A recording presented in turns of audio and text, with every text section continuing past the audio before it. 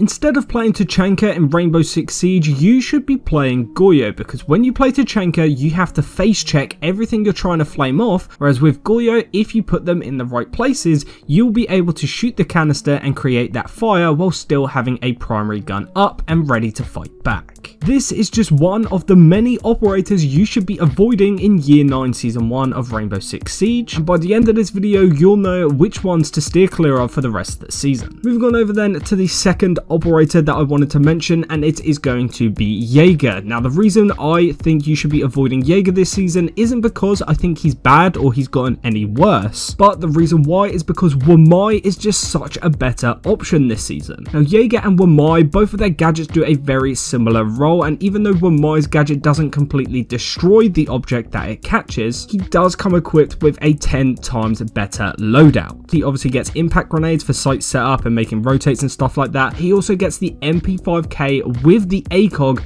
as a primary weapon, and that thing absolutely melts on defense. So the next time you die while using Jager's underwhelming carbine, switch over to Wamai, and trust me, your KD will thank you. Now, moving on to the third operator I think you should be avoiding in Year 9 Season 1, it is going to be Warden. Now, the reason why is because with the latest season of Siege, he actually got hit pretty hard, and that is because he lost his magnified scope, the 1.5 times scope. Now, the reason why this is such a big deal for Warden specifically is because he is a very frag heavy, frag focused operator, and all his gadget really does is hard counter a Ying. Therefore, when you're playing Warden over other operators on defense and they don't have a Ying, or a Ying is banned in your ranked match, you're just not going to get the full use out of him, and you're going to be better off running at someone else. For example, if you really want that MPX, you can just play Valkyrie and you'll get the Valkyrie cams along with the C4, and you'll still get that beloved MPX with whatever sight you want. Or you can switch onto another high rate of fire, low recoil SMG like the T5 SMG on Legion. Valkyrie and Legion as operators are just fundamentally better than Warden this season, unless you're coming up against a Ying or someone who's just spamming stun grenades. Keep that in mind the next time you play Warden. The next operator that I thought I should mention here, but is pretty self-explanatory, is going to be Blackbeard. Now, as we all know, Blackbeard and his gadget and loadout, to be honest, has all been completely underwhelming for such a long time now. His shield can only take one bullet to break, and to be honest,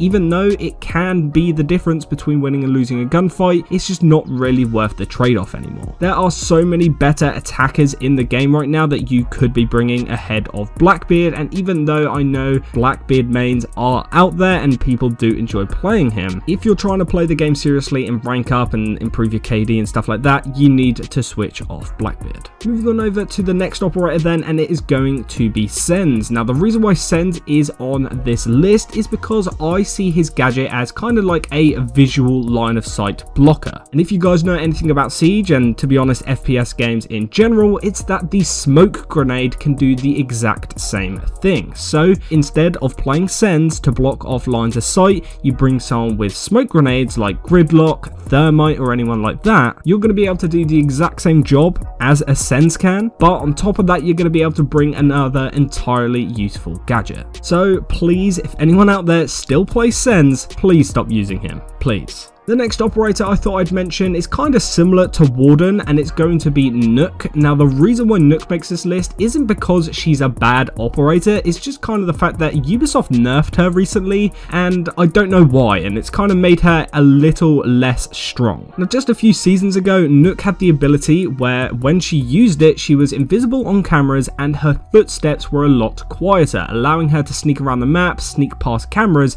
and flank and catch people off guard. But with the nerf that they did to her, they made it so the silent steps, silent footsteps are no longer a thing. So her footsteps are just as loud as everyone else, and on cameras you can actually still see a visual kind of manipulation to the screen, indicating that there is a Nokk in that area. Overall, it was just a massive nerf to Nokk overall, and even though she is a very still frag heavy operator and she is good if you can get kills with her, once again, similar to Warden, there's just a lot of better operators that you can be bringing right now. And then finally, to end off the video, it's not really an operator you should be avoiding, but 3 operators that you should be switching between and need to be picking in the right situation. And those 3 operators are Brava, Twitch, and Flores. All 3 of them kind of fill the same role where their drones are used to destroy or manipulate the defender gadgets. Now, depending on how the defenders are actually set up is what's going to determine which of these 3 operators you should be bringing. If you are droning in the prep phase and you see that they have the likes of Capcan, Maestro, anyone who's putting down bulletproof cameras, then you're probably going to want to bring a Brava, because if you can hack those Capcan traps, it can give you a free kill and catch the defenders off guard, killing someone on sight. And on top of that, any Maestro cameras, bulletproof cameras, or anything like that that you can hack, you can use as crucial intel onto the bomb site. However, if they have the likes of a mirror or something like that, where they have a gadget that you just kind of want to destroy and get rid of, and it doesn't matter if you hack it,